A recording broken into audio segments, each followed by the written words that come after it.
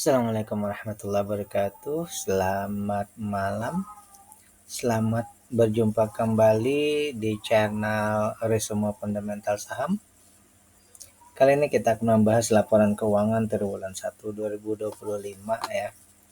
Kita akan membahasnya secara simultan ya. Satu persatu sampai sekitar hampir 1 jam ke depan nanti ya. Sebelum kita lanjut, saya ingin menyampaikan seperti biasa bahwa analisa kita ini adalah bahan pertimbangan tambahan, bukan perintah untuk melakukan aksi beli atau jual, karena ini adalah bahan edukasi ataupun bahan pemikiran tambahan tadi ya. Kemudian juga bahwa kita dasar pemikiran kita adalah untuk investasi jangka panjang ataupun misalnya trading juga, bukan trading harian atau mingguan.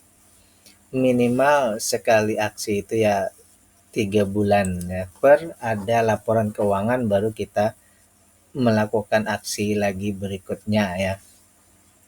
Jadi minimal swing trading atau ya kalau bisa tujuan kita memang untuk mendapatkan emiten yang kita bisa hold lama, atau kalau memang bisa selama fundamentalnya bagus maka kita tahan juga selama itu bisa ya. Oke, itu dulu yang pertama. Kemudian juga bahwa pembahasan kita ini bukan untuk melebih-lebihkan atau menjelek-jelekan sebuah emiten, tapi kita ingin melihat berdasarkan datanya ya. Terakhir bahwa ini adalah opini, jadi tidak ada rumusan bahwa ini adalah sebuah teori yang benar dan teori yang harus diikuti, tapi hanya sebuah bahan pemikiran tadi ya. Baik, kemudian juga bagi Anda yang ingin berkontribusi, silakan nanti dicek di pembahasan, di situ ada nomor rekening yang tersedia. Baik, kita lanjut yang pertama dulu ya, ini MTEK ya. Kayak pembahasan bahwa hari ini tanggal 12 ya, bulan Mei 2025, sekitar jam 9.30 malam.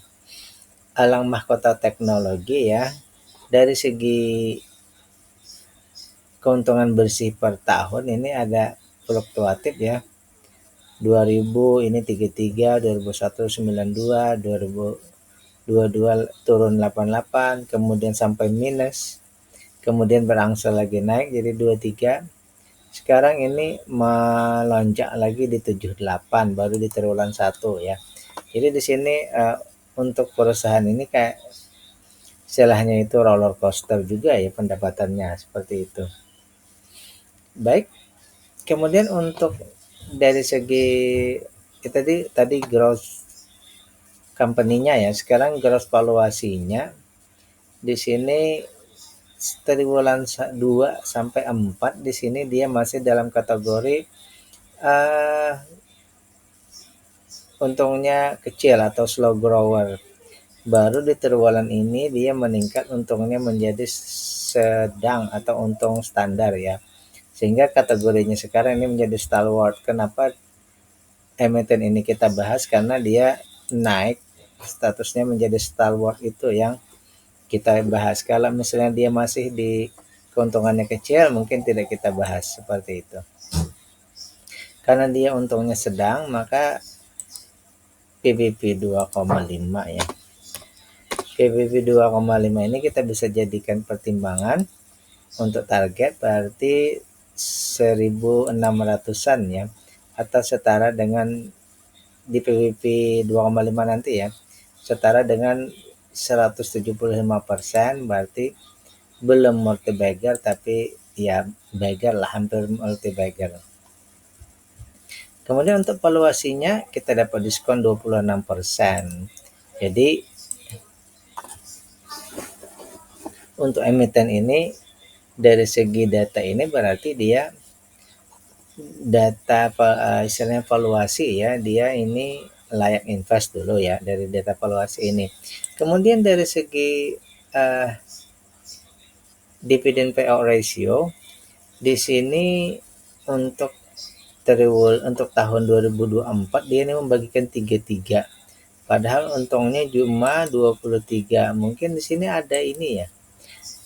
Ada istilahnya itu ada dana cadangan yang belum dipergunakan peruntukannya. Sehingga di sini menjadi 137,79. Ya, kalau kita lihat seperti ini untuk proyeksi ke depan nanti di tahun 2025 dengan 79 ini berarti ya kemungkinan nanti dapatnya 108. Tapi kalau kita mengalokasikan seperti itu, kita harus tidak mungkin kita kembali seperti ini saja, misalnya kita masuk ke 30% saja, maka sebenarnya kalau diratakan 30%, sebenarnya perusahaan ini belum memenuhi sebenarnya kriteria kita ya di 5%. Kalau kita ratakan seperti itu sebenarnya. Tapi karena dia di 137%, tapi logika kita tidak mungkin selamanya sebuah emiten itu bisa membagikan selalu di atas dari keuntungan bersihnya. Maka itu nanti akan menggurus. Kalau memang dana cadangan sudah tidak ada lagi, tidak mungkin itu terjadi ya. Jadi kalau menurut saya pribadi dari data ini ya bisa ya.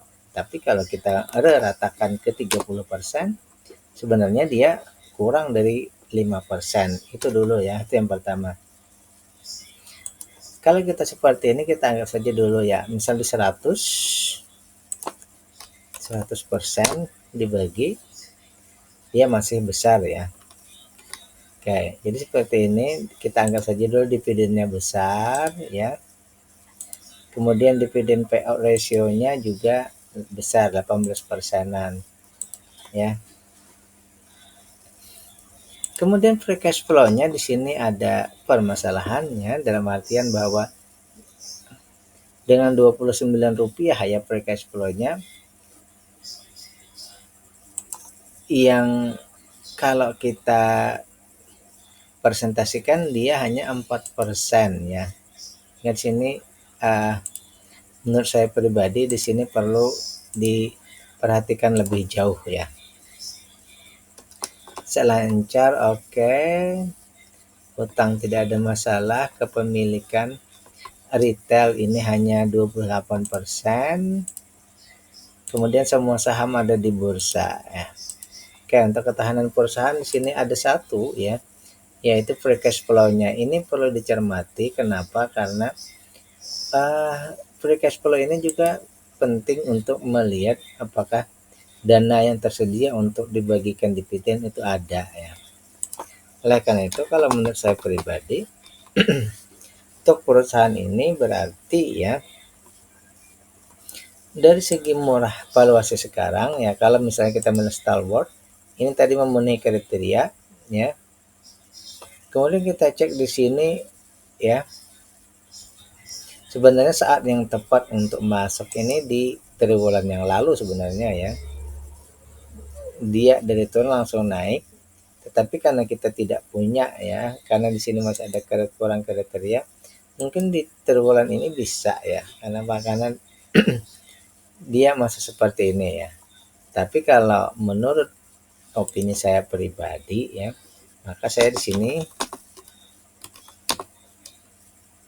menunggu free cash flow-nya ya di atas 5% lah. Itu kalau menurut saya pribadi ya.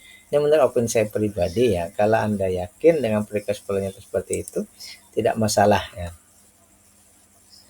Ini menurut opini saya pribadi seperti itu ya.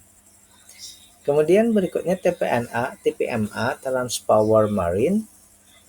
Ini dari segi growth company-nya dulu ya, dia naik terus nih ya, naik terus, kecuali triwulan 1 ini ada sedikit penurunan, tapi secara growth company-nya ini naik terus ya, itu yang pertama. Kemudian dari segi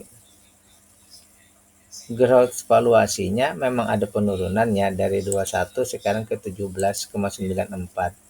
Tapi dia masih dalam kriteria fast grower ya. Untungnya besar. Kemudian PBP 2,5 itu ya di 1.600-an. Namun kita tidak menjadi, itu baru PBP 1 ya. Namun kita tidak menjadikannya sebagai dasar untuk target ya. Tidak kita jadikan untuk target, tapi beli sekarang apakah dapat diskon? Ya, kita dapat diskon 39%. Jadi untuk fast grower kita biasanya kan di sini hanya minimal mengharapkan di valuasi wajar. Namun sekarang kita dapat yang murah ya. Kita tidak di sini, tapi harganya ini di bawah ini ya.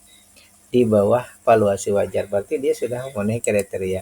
Tinggal kita cek dividen 2024 sudah dibagikan semua Rp80 setara 68,89 atau di sini 11,29%.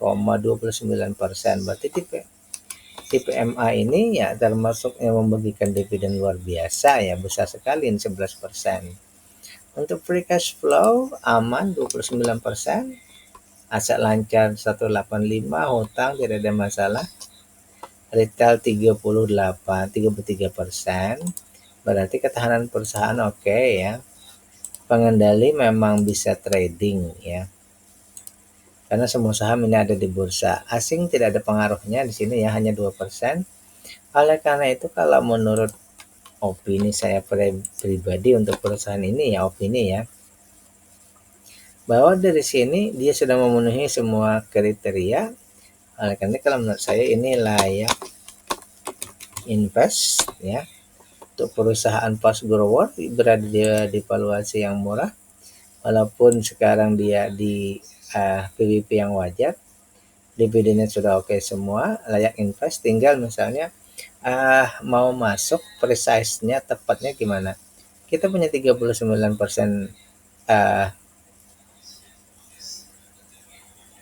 diskon, tapi saya kalau mau masuk dengan presisi saat ini ya, triwulan ini dia turun sedikit ya dari 116 ke 115.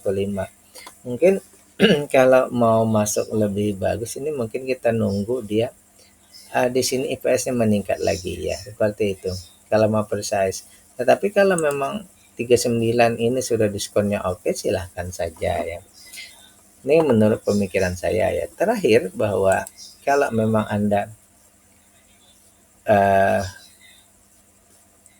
melihat bahwa valuasinya ini oke ya, fundamentalnya oke, lanjut cek GCG perusahaannya dan proyeksinya apakah mereka istilahnya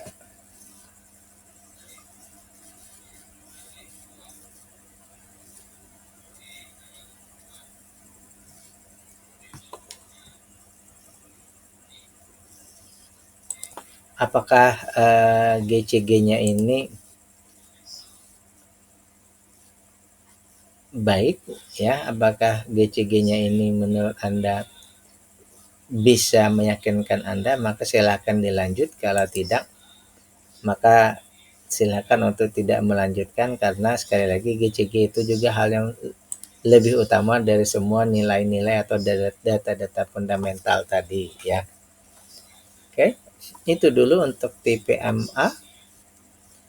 Selanjutnya ini ada Adaro ya, Alam Tri Resources Indonesia. Dari semua data yang kita dapatkan di sini di tahun 2020 ini hanya 67, naik 733, naik 1262, kemudian turun 823, turun lagi 724, kemudian turun lagi 563. Jadi di sini saat ini growth company-nya sedang terjadi penurunan keuntungan ya. Kemudian untuk dari segi growth valuasinya ini di sekitaran tetap saja naik sedikitnya 2121, kemudian naik 28, kemudian turun lagi 21 di sekitar 22. Berarti dia tetap saja dalam kondisi ya, dalam artian bahwa dia untungnya besar ya, di atas 20% ya. Dia masih untung besar di atas 20% itu yang pertama. Untuk PBV 2,5 target ya, dia kita tidak menjadikannya target lagi 6436 ini, tetapi sekarang PBV-nya masih di bawah dari 1 ya. Ini jadi kalau misalnya PBV 2,5 ini masih ada 246%. Ada potensi untuk multi bagger ya. Jadi untuk saat ini ya dia PBV-nya hanya 0,72 ya. Kemudian kalau kita beli sekarang juga dapat diskon 67%. Artinya apa? Dari sini berarti harga sekarang 1855 ini ya dengan diskon 67% ini berarti di bawah harga ini ya. Kan di bawah harga 50%-nya 2812. Sekarang malah dia di 1855. Ini sangat murah valuasinya ya. Mereka ini belum selesai bagi dividennya, baru interim nanti tanggal 15. Kapan tanggal 15? 2 hari lagi mereka akan mengadakan rapat umum pemegang saham ya untuk menentukan berapa dividen finalnya ya. Ini baru interim ya. Oleh karena itu kita masih memakai DPR tahun 2023 49,68. Proyeksinya nanti untuk di tahun 2025 ini sekitar 280. Kalau kita cek di tahun 2023 ini berarti terjadi penurunan hampir separuh ya, dari 402 di sini nanti proyeksinya 280. Mungkin di sini sekitar 300-an ya, misalnya kalau misalnya dia 40%-an seperti itu ya. Ya seperti itu, ada proyeksi untuk terjadi penurunan lagi, tetapi DPR dan dividen yield-nya ini masih tergolong besar ya, seperti itu. Free cash flow 33%, tak perlu ditanyakan. Harga aset lancarnya 498, hutang 12%, hutang kepada relasi 25, retail 30%, semua saham ada di bursa ya. Semua saham ada di bursa. Oke. Asing cukup tidak banyak, sekitar 20% ya, asingnya sekitar 20%. Oleh karena itu kalau melihat data yang seperti ini, kalau menurut saya pribadi bahwa di fast grower kita menginginkan valuasinya wajar di 5 ribuan, malah kita dapat di 1800-an. Ini sangat murah sekali. Tinggal apakah masa saat ini bagus ya, misalnya di ini kan sudah murah. Artinya dengan 67% ini kita dapat diskon sangat besar ya. Tapi kalau misalnya mau menggunakan logika IPS-nya ya, ini berarti saat ini terjadi penurunan ya, 78, 79, 72, 56. Mungkin ya untuk saat ini kalau misalnya mau lebih menunggu lagi ya, mungkin bisa menunggu triwulan berikutnya IPS-nya nanti naik misalnya seperti itu. Kalau Anda yakin dengan 67% berarti sekarang sudah bisa dibeli. Tapi kalau mau menunggu konfirmasi bisa saja kita tunggu IPS-nya meningkat dulu seperti itu. Nah, karena itu simpulan saya di sini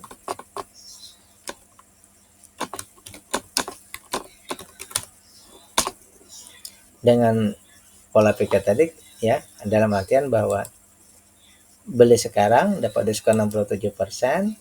Kalau mau lebih memastikan bisa tunggu IPS-nya meningkat lagi di triwulan berikutnya. Next, LP Pelayaran Nasional Ekalia Purnama Sari ya. Untuk growth company-nya ini turun sedikit, naik 21, naik 34. Berarti 2 tahun terakhir ini ada peningkatan ya. Untuk growth company-nya ada peningkatan. Untuk growth valuasinya berputar-putar, dia bahkan sempat turun di bawah 10, sempat turun di bawah dari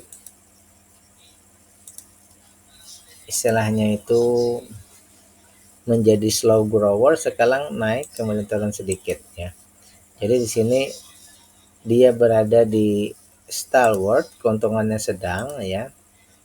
Tapi sedangnya ini masih di area-area dekat-dekat dengan menuju ke slow grower ya.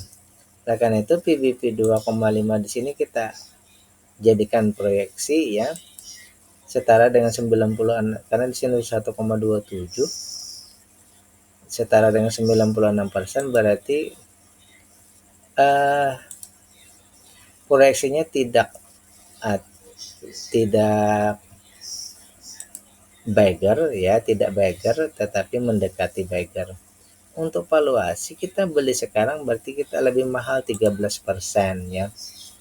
Jadi kalau beli sekarang ini lebih mahal 13%.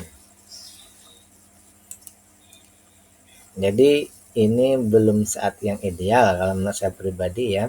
Tapi untuk dividen ya, untuk dividen ini mereka 39,6% sudah memenuhi kriteria. Tetapi kalau misalnya kita proyeksikan ke tahun 2025 ya, itu nanti sekitar 12 rupiahan, itu setara dengan 3,5. Berarti di sini dia belum memenuhi kriteria kita ya. Jadi DPR-nya masih kecil, DPR-nya sudah besar ya, sorry. Dividend payout ratio-nya sudah besar, tapi pada titik akhir dia tidak bisa mengcover itu ya, tidak bisa mengcover menjadi dividen yang memenuhi kriteria ya, seperti ini. Karena apa? Mungkin pengaruh di valuasinya yang sudah mahal ini. Free cash flow 18%, oke.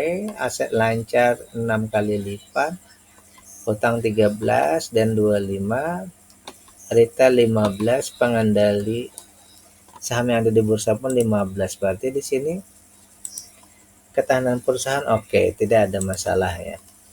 Ketahanan perusahaan ini bagus. Oleh karena itu kalau melihat data yang seperti ini ya, kalau menurut saya pribadi, opini saya ya, bahwa yang pertama, mungkin pertama saja ya, tidak ada yang lain ya, menunggu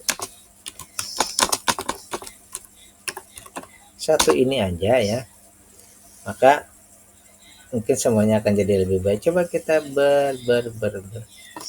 bersimulasi, karena dia stalwart, kita ke sini ya, 250 ya, dengan valuasi yang murah, dividennya pun masih sedikit ya. Berarti kalau di dividen ini sudah selesai, berarti kita tidak bisa lagi, harga saja yang bisa, berarti di sini mungkin harus lebih rendah lagi dari 250, mungkin di sekitar 240 misal. Sudah 5%, berarti harga turun ke sekitar 240 ya, baru bisa ya. Jadi kita menunggu harga membaik, dalam artian harga turun ke di bawah 240 lah ya, seperti itu. Ini untuk LP. Kemudian PTPS dari segi keuntungan ini fluktuatif juga, tapi di koma, berarti dia 12. Anggap saja di sini dia keuntungan bersihnya ini stagnan ya, dari 3 tahun terakhir dia stagnan ya, turun 5%, naik 3% ya. Tapi di sini dia naik dari 12 sekarang ke 15. Jadi untuk triwulan 1 2025 ini terjadi peningkatan ya, dari 12 ke 15, ini sekitar 23% peningkatannya, seperti itu. Jadi untuk growth-nya 3 tahun terakhir ini sama, tetapi di 2025 baru triwulan 1 sih sudah ada peningkatan 23%. Untuk keuntungan ya, untuk growth valuasinya di sini ada penurunan juga, 20, 18, 14, 17, tapi masih dia sempat sih di sini turun di bawah, turun menjadi stalwart ya. Sempat dia turun jadi stalwart, kemudian dia balik lagi jadi fast grower. Jadi untungnya ini termasuk untung besar. Kita bisa menjadikan di sini ya, kita tidak menjadikan lagi di sini menjadi target, tetapi dia sebenarnya di sini baru 0,88%, berarti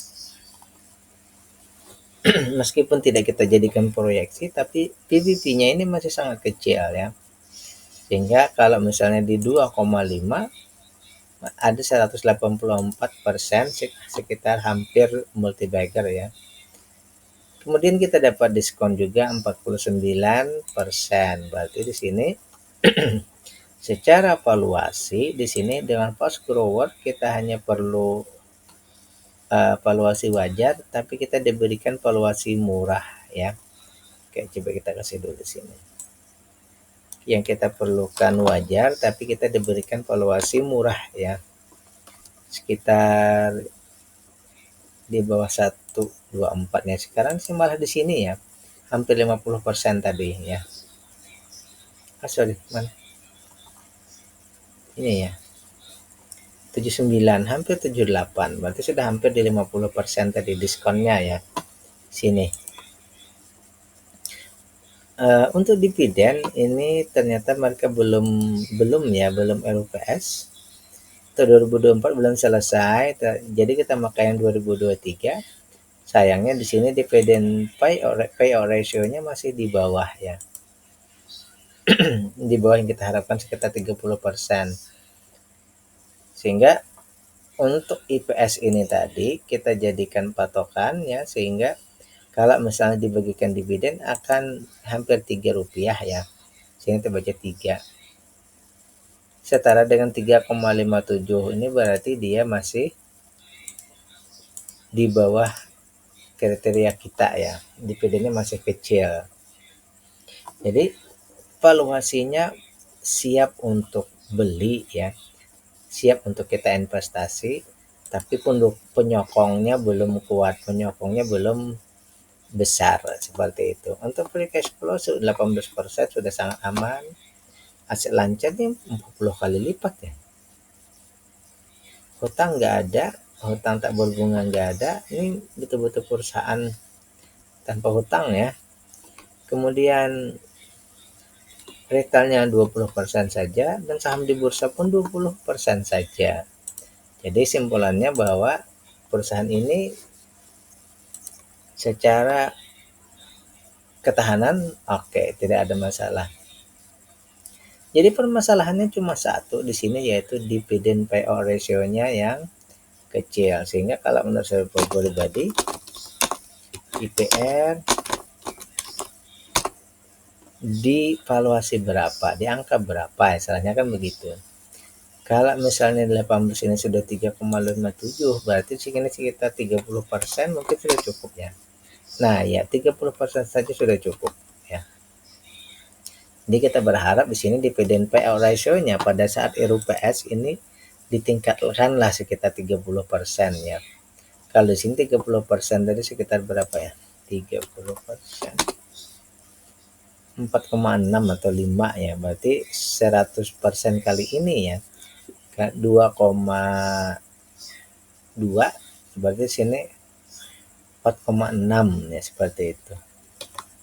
Kalau mau kita di triwulan 2 ini jadinya 5% tadi ya. Jadi menunggu DPR-nya membaik. Itu pemahaman saya ya. Sekarang misalnya kalau beli gimana? Misalnya tanpa mempedulikan dividen, misalnya berarti di sini bisa kan dia sempat 5,16 turun, sekarang naik. Nah mungkin di sini kalau menurut saya pribadi di sini saat yang lebih tepat untuk misalnya kita masuk di perusahaan ini. Kenapa? Bekas turun ya, turun. Sekarang dia mengalami kenaikan, mungkin ini saatnya untuk misalnya masuk tadi. Tapi bagi kita secara keseluruhan permasalahannya di dividen payout ratio ini tadi ya. Seperti itu. Next, Samindo Resources atau MYOH ya. MYOH ini dari segi data ini fluktuatif ya. 94 127 turun 114 sekarang naik. Triwulan 1 2025 ini naik ya ke 138 atau sekitar 21% naiknya ya. Tapi untuk yang sudah jadi ini 94 127 114. 138 ini masih belum final ya, karena dia akan terus berubah sampai nanti di triwulan 4 2025. Untuk growth valuasinya ini dia fluktuatif ya, dari slow grower naik menjadi stalwart, turun lagi slow grower, sekarang naik jadi stalwart. Jadi di sini ada sedikit perlu kesehati-hatian lebih jauh juga ya, karena dia naik turun seperti itu ya. Oleh karena itu di sini PWP 2,5 bisa kita trigger dengan 13,6. Ada kalau sampai ke 3275 itu ada sekitar 83%. Berarti tidak sampai beggar ya. Kalau beli sekarang kita tidak dapat diskon, kita malah harus membayar 27% lebih mahal ya. Kemudian tadi mereka belum membagi, ini tanggal 26 bulan 5 baru RPS ya. Jadi kita masih memakai yang di tahun 2023 17,44%, berarti di sini dia DPR-nya kecil. Dengan 17 tadi kita hanya mendapatkan 1,35%. Berarti di sini DPR-nya kecil ya, dividen payout ratio-nya kecil. Stalwart dengan valuasi mahal dan tidak didukung oleh dividen, seperti itu ya. Kemudian free cash flow-nya 20, aset lancarnya oke. Hutang berbunganya 13, tak berbunganya 25. Retail hanya 16%, tapi semuanya ada di bursa ya, semua saham ada di bursa. Oke, oleh karena itu kita ambil opini kita terhadap perusahaan ini ya. Opini kita adalah karena dia ini sering-sering naik turun status ya, mungkin perlu dicermati lebih jauh. Karena itu ya, naik turun status kita harus menunggu pertama statusnya menjadi berada di sebelah mana, itu dulu yang pertama ya. Nah karena itu dari dua data ini berarti kalau menurut saya pribadi ya, yang pertama ini, yang kedua ini, dua hal ini dulu yang perlu diperbaiki, baru kita mengecek hal selanjutnya. Untuk emiten berikutnya ACES, Aspirasi Hidup Indonesia, dulunya S Hardware yang sudah selesai masa kerjasamanya sehingga dia berubah menjadi Aspirasi Hidup Indonesia. Untuk growth company-nya ini ya 40 38 naik lagi 44 52. Ini berarti di sini ada memang di awal menurun, sekarang naik ya. Naik 14, naik 16. Di tahun 2025 yang baru berjalan ini ada sedikit penurunan ya, seperti itu. Jadi secara growth ini oke, dia sudah naik, jadi perusahaan ini makin meningkat keuntungannya tiap tahun 3 tahun terakhir ya. Namun untuk growth valuasinya di sini ada penurunan dari 13 ke 12 ya, ada penurunan growth valuasinya, sehingga kategorinya sekarang ya dia menjadi stalwart, sama saja sih sebenarnya, tapi stalwartnya makin menurun. Nah karena itu 773 di saat ini kan 773 berarti ya 966 ya, tapi ini PWP 2,5-nya, kalau di harga sekarang kan PWP-nya 1,36, berarti menuju ke 966 ini ada 84%.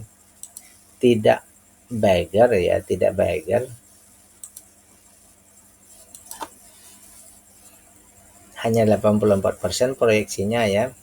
Untuk beli sekarang kita harus menambah modal 8% dari harga seharusnya. Seharusnya kan 484, sekarang 525. Ini sudah lebih mahal.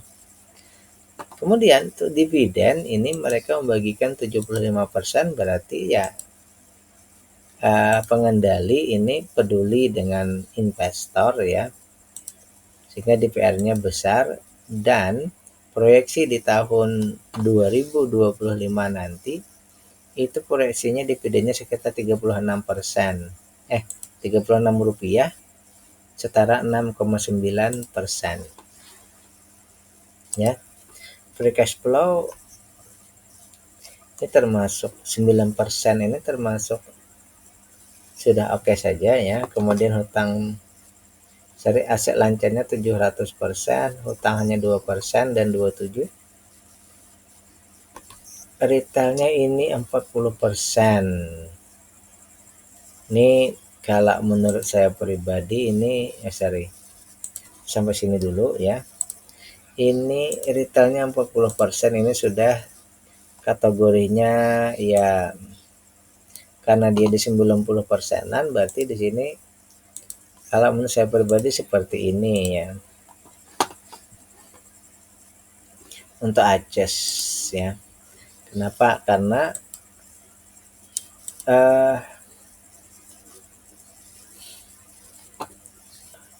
retail yang banyak di semua saham ada di bursa ini perlu perhatian lebih lanjut. Namun di sini ada bedanya sedikit, bahwa asing ini 25%, berarti di sini asing juga ya, pergerakan asing perlu dipantau juga ya. Seperti itu ya. Jadi simpulan opini saya terhadap perusahaan ini ada dua yang mesti kita cek lagi ya. Pertama tadi valuasinya yang sudah mahal ya. Berarti untuk Star Wars kita menunggu di murah sekitar sini ya, di bawah sini. Itu yang pertama. Tapi yang lainnya bahwa jumlah retail ini menurut saya sudah termasuk banyak ya. Oleh karena itu ya kita menunggu harganya membaik dulu, turun dulu, kemudian juga ya. Dua hal yang kita tunggu untuk emiten ini ya, bahwa kepemilikan masyarakat ini kalau bisa kurang lah dari 40 ya, seperti itu.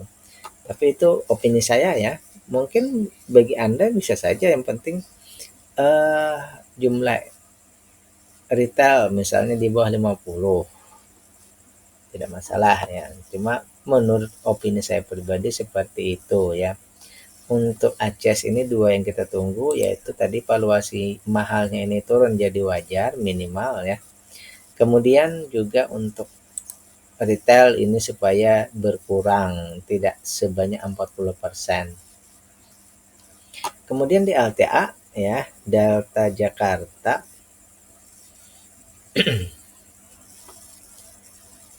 ini dari segi growth company-nya ada menurun terus ya. 287, 248, kemudian tahun 2024 177. Di awal triwulan ini dia 165. Ini secara growth company menurun. Secara growth valuasi juga dari 21 17 ini masih growth, fast grower, 16 fast grower, sekarang tinggal 15,04. Masih fast grower, masih untungnya besar, tapi untungnya besar sudah menurun terus ya, bahkan sudah hampir turun kelas menjadi untungnya standar atau stalwart. Sehingga untuk PWP 2,5 ini tidak kita jadikan patokan lagi ya. yaitu di 2745, sehingga di sini ya tidak kita jadikan patokan. Namun kalau beli sekarang ini kita harus nambah 32% ya. Bukannya dapat diskon tapi harus nambah modal 32%. Jadi untuk fast grower saat ini apakah saatnya untuk layak investasi? Mungkin belum ya, karena valuasinya yang mahal. Untuk dividen ya ini tadi 113, dulu 113 juga. Ya kita anggaplah di sekitar 100-an saja ya. Di 100% itu sekitar 7% ya. Kalau kita bandingkan dengan 30%, sebenarnya dia hanya 2,2% ya. Kalau di 30% kan, tapi karena dia ini di 100%, sehingga kelihatan besar ya. Di 8,65. Kalau kita menjadikan seperti ini untuk sementara berarti dia dividen payout ratio-nya besar ya. Dan dividennya tadi juga besar ya, seperti itu. Penyokongnya besar tapi valuasi ini sedang mahal ya. Free cash flow 18%, oke. Aset lancar 4 kali lipat, tidak ada hutang. Kemudian tidak berbunga 32%. Saham yang ada di bursa hanya 15% dan pengendali tidak trading. Oleh karena itu, seperti biasa, opini saya terhadap perusahaan ini berarti valuasinya yang masih mahal. Kita mengharapkan apa? Dia berada di valuasi wajar di bawah 1651 ya. Menunggu harga kemana, harganya turun dulu ke bawah dari 1651. Oke, coba kita cek saja lagi.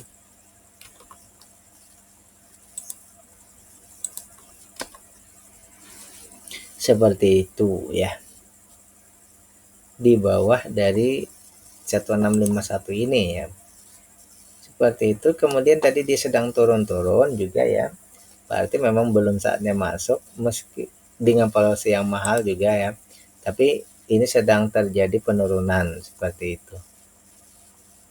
Next Tins ya, 42 menit. 139, kemudian minus 60, naik lagi 159. Di 3 tahun terakhir di triwulan 1 ini naik lagi 171 ya. Ini bagus ya, secara begitu ya, bagus. Dari segi growth company-nya ya, di sini mungkin 2023 ini saya nggak tahu juga kenapa, mungkin harga timah turun ya. Untuk growth valuasinya ya, growth company-nya ya, untuk growth valuasinya di sini kok di sini minus ya, EPS-nya malah minus tadi kan. Di triwulan 1 itu EPS-nya minus, kemudian di triwulan 3 dia naik menjadi 7,61, berarti dia di slow grower. Sekarang dengan cepat dia di 16,6 dia berubah menjadi fast grower, untungnya besar ya. Jadi dalam setahun ini dari minus kemudian sekarang menjadi fast grower ya. Oleh karena itu ya, PBV 2,5 di sini tidak kita jadikan target ya. Meskipun dia PBV-nya baru 1,5. Ada potensi di 128% ya. Kalau beli sekarang kita dapat diskon 35%. Fast grower dapat valuasi murah, ini luar biasa ya. Sayangnya ya, mereka ini hanya membagikan dividen di tahun 2022 ya. 2023 tidak. Karena apa? Karena minus kan. Nah, kita mungkin di sini mungkin ada baiknya menunggu nanti ya di tanggal 2 bulan 5. Coba kita cek dulu ya. Coba kita cek dulu. Malah salah ya, ini bukan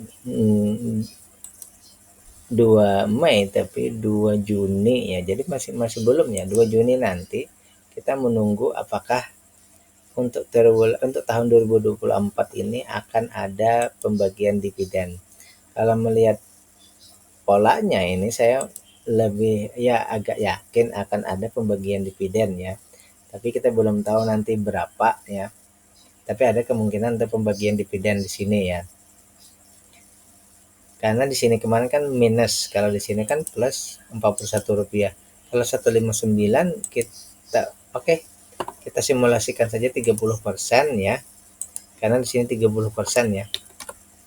Kita simulkan 30%, dividennya masih di bawah sebenarnya ya. Kalau misalnya nanti 30%, maka dividennya masih di bawah. Itu kalau menurut saya pribadi ya. Oke, itu yang pertama. Kemudian tadi oleh karena itu kita masih menggunakan tanpa dividen, tanpa DPR, tanpa dividen ya. Tapi kita nanti nunggu di tanggal 2 bulan Juni ya apa yang terjadi. Untuk di sini saya masih memakai ini dulu ya. Untuk free cash flow 35% sangat besar. Set lancar 2 kali lipat, hutang 20 dan 64%. Retail 30-an dan sahamnya ada di bursa pun 30-an. Jadi ketahanan perusahaan oke, no problem, tidak ada masalah. Arti di sini masalahnya hanya satu ya.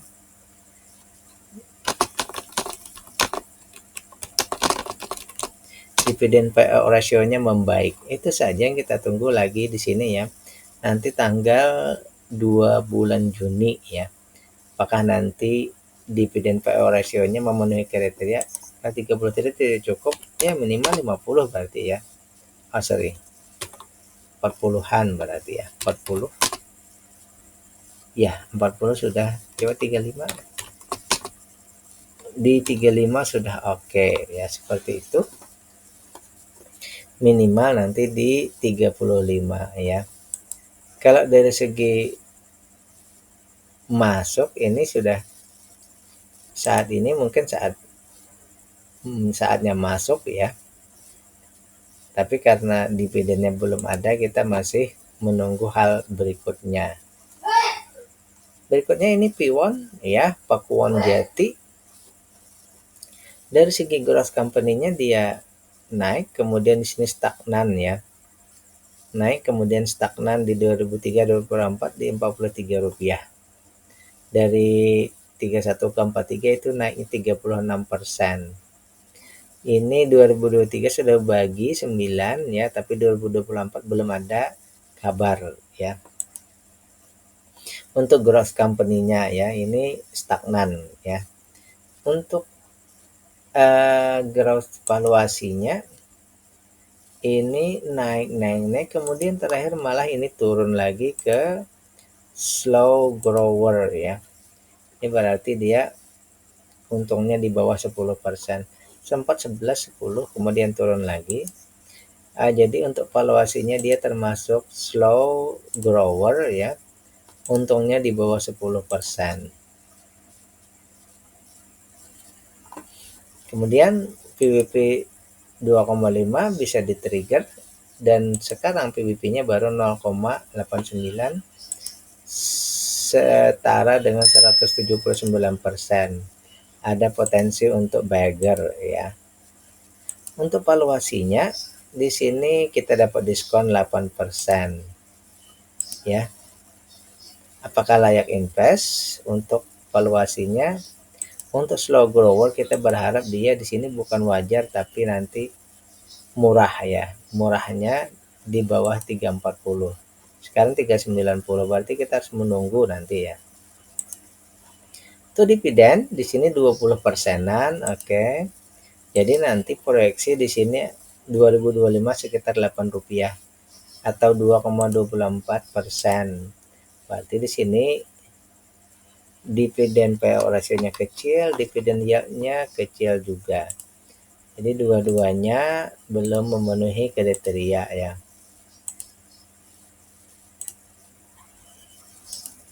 Seperti ini ya.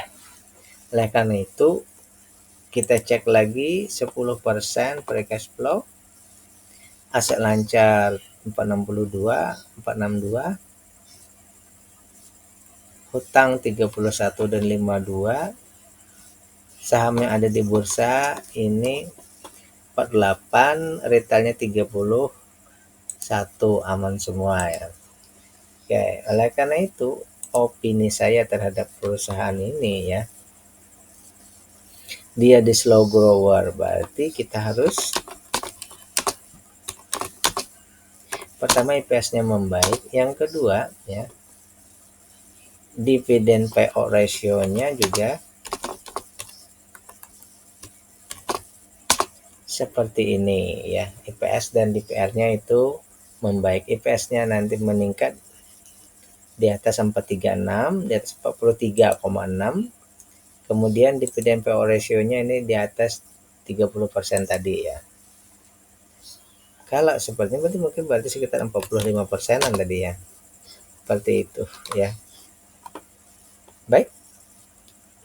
Terakhir kita akan membahas obat ya.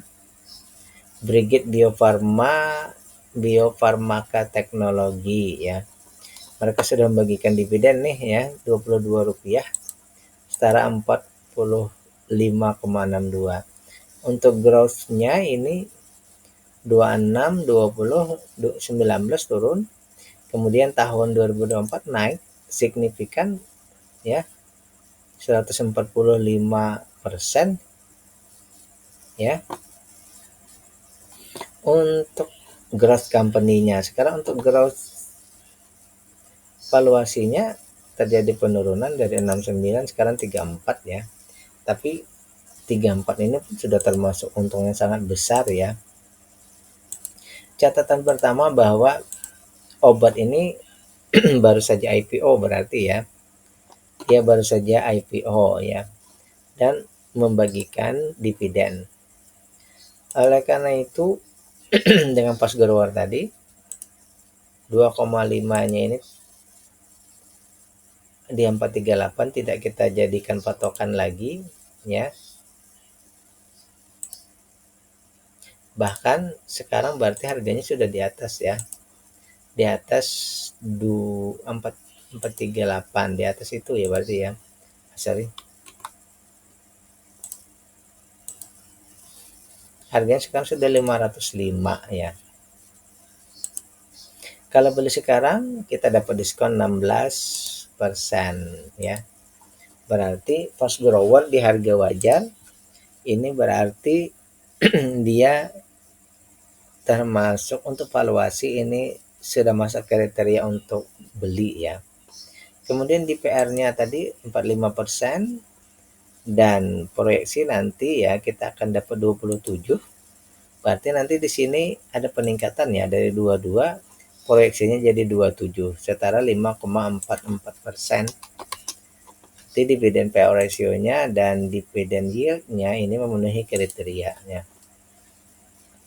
Dua data ini saling menyokong, tinggal kita cek bagian berikutnya nih. Free cash flow-nya 10%, oke. Aset lancar 641, hutang 2123. Retailnya hanya 22%. Namun semua saham ini ada di bursa ya. Semua saham ada di bursa, pengendali bisa saja menjualnya sewaktu-waktu ya. Oleh karena itu kalau menurut saya pribadi ya dari data ini ya, dari data ini ya, ini kalau menurut saya pribadi,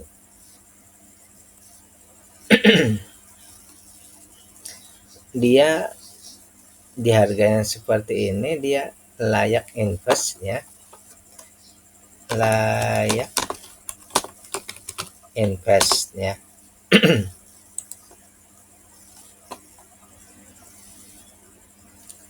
Layak invest, kemudian juga dia di valuasi saat ini ya, dia meningkat berarti terjadi peningkatan juga ya.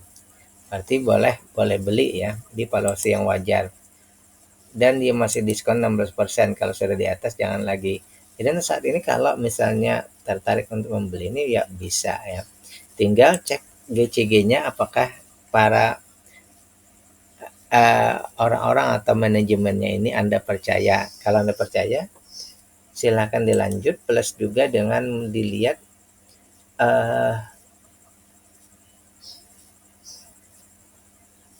public expose-nya, mereka merencanakan apa untuk aksi korporasinya ya.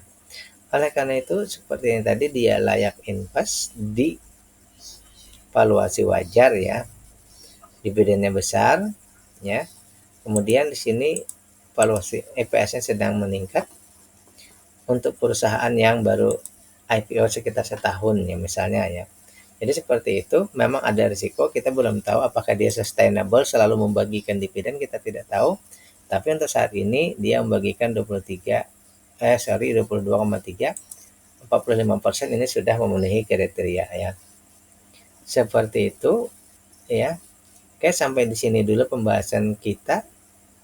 Beberapa emiten tadi yaitu obat, Piwon, Tins, DLTA, Aces, Myoh, PTPS, LP, Adaro, TPMA, dan MTEK Alang Mahkota Teknologi. Oke, billahi taufiq wal hidayah. Assalamualaikum warahmatullahi wabarakatuh.